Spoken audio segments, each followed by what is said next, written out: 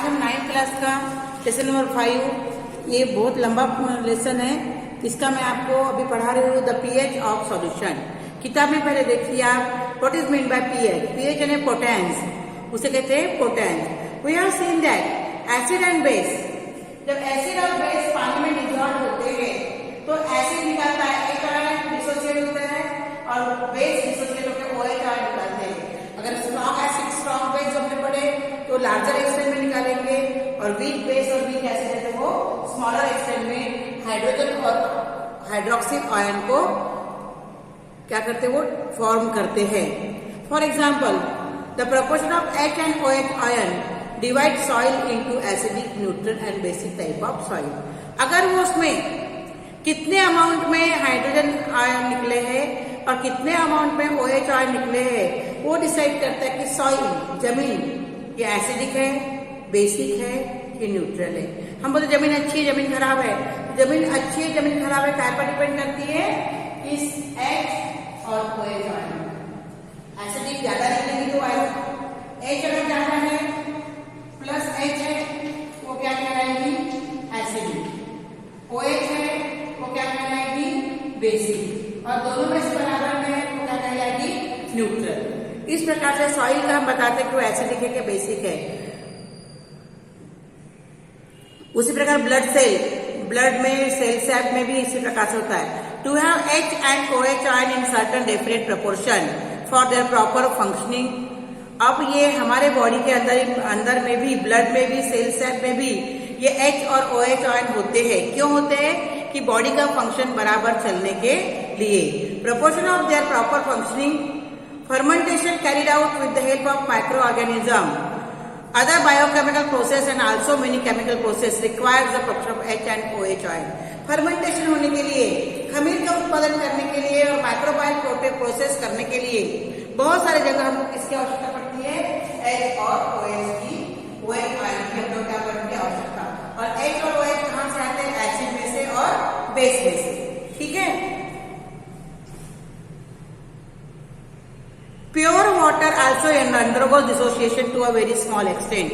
Pure water ये भी dissociate होता है और कौन क्या निकालता है, H और OH। तो H2O हम यहां पढ़ेंगे, H2O ये डिसोसिएट हो रहा है और क्या बना है, H प्लस OH, H और OH। ठीक है, ये H और OH।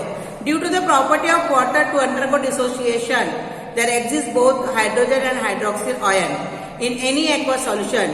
और उसके आधार पर हम एक स्केल बनती है, वहां पे तुम्हारे बुक में देखो पेज नंबर 63 में strong acid, weak acid, neutral acid और वीक बेस दिख रहा है। वहां पे स्ट्रॉन्ग एसिड दिख रहा है इधर, ये है स्ट्रॉन्ग एसिड,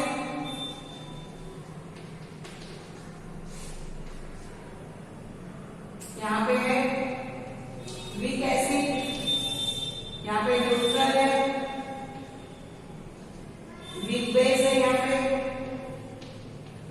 और यहाँ पे क्या कहलाएगा, स्ट्रॉन्ग बेस। ये क्या है, स्ट्रॉन्ग बेस।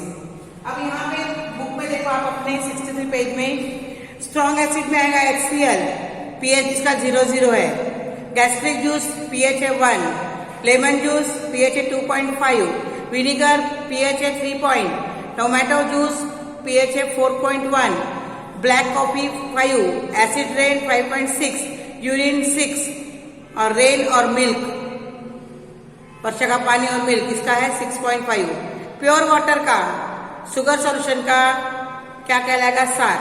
तो 7 से नीचे वाले एसिडिक और 7 से ऊपर वाले क्या कहलाएंगे, बेसिक। उसी प्रकार blood 7.4, baking soda 8.5, solution of toothpaste 9.5, milk of magnesia 10.5, lime water 11 और NaOH क्या कहलाएगा, 14। तो HCl स्ट्रॉन्ग एसिड कहलाएगा और NaOH स्ट्रॉन्ग बेस कहलाएगा। इसके बाद हम पढ़ेंगे universal indicator. What is mean by universal indicator.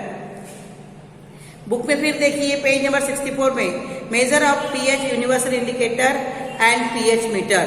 We know that some neutral and synthetic dyes shows different color in basic solution.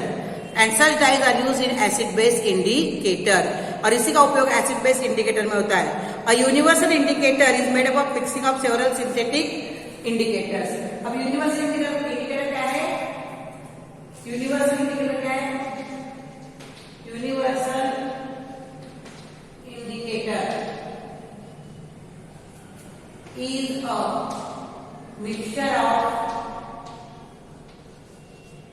several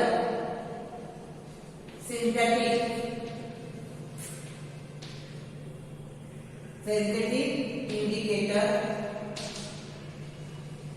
in specific proportion.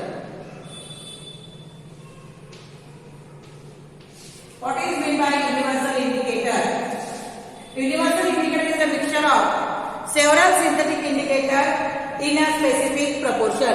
एक निश्चित proportion में बहुत सारे इंडिकेटर का घोल कहलाता है universal indicator. What are the colors of following natural and synthetic indicator are used in acid and basic solution? Litmus, turmeric, jamun, methyl orange, phenolphthalein. Litmus acid में नीला लिटमस लाल होता है, बेस में लाल लिटमस नीला होता है। टर्मरिक हल्दी, उसमें साबुन लगा दो तो कैसा हो जाता है? वो लाल, है ना। जामुन के भी दाग पड़ते हैं। मिथाइल ऑरेंज कलर का रहता है और बेस में वो क्या हो जाता है? पिंक कलर का हो जाता है। फिनोल्फथालीन भी उसी प्रकार का रहता है, कलरलेस रहता है, बाद में वो पिंक हो जाता है। We know that some natural and synthetic dyes shows two different color in acid and base। अब ये जो यहाँ पे मिथाइल ऑरेंज, लिटमस ये सब बोला है, ये डाइज है। ये एसिड में अलग कलर दिखाते हैं और बेस में अलग कलर दिखाते हैं, और इन्हीं को कहा जाता है indicators. In the pH scale the pH of solution varies from 0 to 14। PH scale इस प्रकार से होती है, ये है 0, ये आएगा 14, ये 0 है, ये 14 है, और इधर कितना आएगा? 7।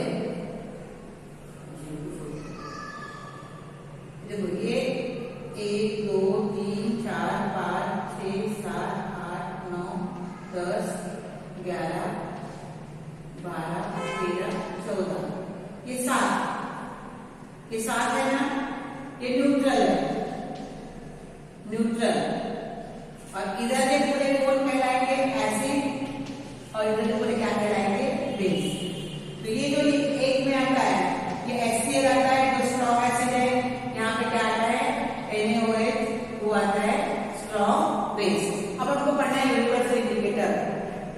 क्या है universal indicator? The mixture of several synthetic indicator in a fixed proportion and specific proportion is known as universal indicator.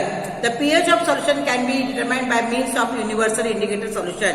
ये पीएच बनी है, स्केल बनी यहाँ पे। Most accurate method of measuring pH solution is to use the electrical instrument called meter। अब इसके लिए metre का उपयोग किया जाता है। अब अपने को रिएक्टिविटी ऑफ एसिड और बेस पढ़ना है। क्या पढ़ना है? Reactivity of acid and base. Then neutralisation, उसके लिए क्या पढ़ना है? Neutralisation. What is mean by neutralisation?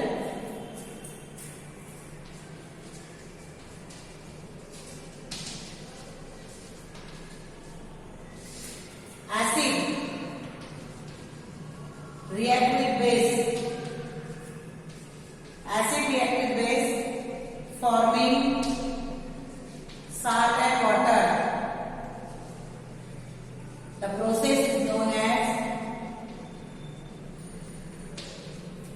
neutralization.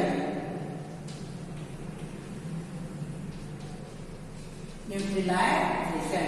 What is meant by neutralization? When acid reacts with base forming salt and water, the process is known as neutralization. जब acid base से react होके salt और water का निर्माण करता है, उस process को कहते हैं न्यूट्रलाइजेशन। अब उसके लिए क्या होता है, किस प्रकार से न्यूट्रलाइज होता है?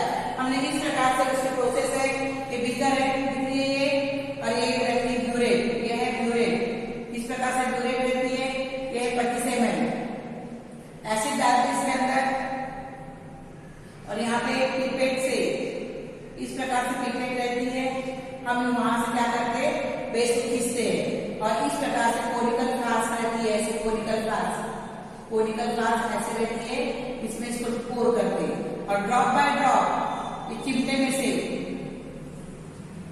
ड्रॉप बाय ड्रॉप हमने इसमें क्या लेते हैं, एसिड लेते हैं, और एक पॉइंट पर वो बंद हो जाती है, क्या कलर चेंज होता है, जिस पॉइंट पे कलर चेंज होता है तो वो पॉइंट कहलाता है न्यूट्रलाइजेशन पॉइंट। ठीक है, द न्यूट्रलाइजेशन रिएक्शन, ये हो गया neutralisation. When acid reacts with base forming salt and water the process is known as neutralisation. अब ये हो गया reactivity of acid and base. पहला प्रॉपर्टी थी न्यूट्रलाइजेशन, दूसरी property reaction of acid with metals. जब एसिड मेटल से react करते हैं, the reaction of acid with metals is determined by the strength and the concentration of acid. Acid कितना strong है उस पर डिपेंड करता है, and also by the reactivity of metal and the temperature. It is easy to bring about the reaction. Dilute or solution strong acid with moderate reactive metals are normal temperature. Acid के साथ जब metal react होता है तो उसमें acid की reactivity देखी जाती है। तीसरा पॉइंट है reaction of acid with oxides of metal. Oxide of metal से जब एसिड रिएक्ट होता है तो क्या फॉर्म करता है, साल्ट एंड वाटर। क्या फॉर्म करता है, साल्ट एंड वाटर। जैसे कि calcium oxide react with acid forming calcium chloride